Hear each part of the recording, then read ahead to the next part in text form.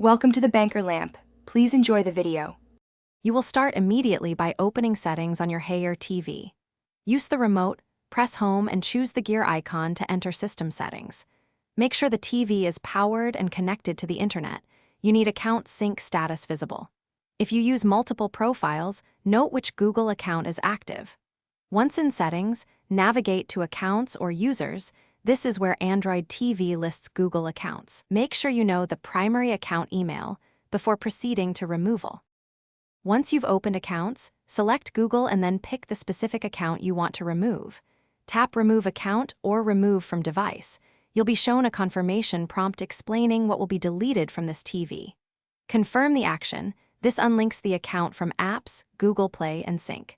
Make sure to sign out of any apps that use that account before removal, because some app data may stop syncing.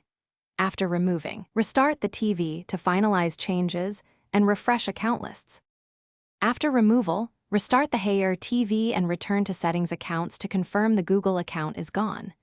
If the account still appears, repeat the removal steps or remove it from each affected user profile. As a last resort, perform a factory reset from System Reset, but be aware this erases apps and settings.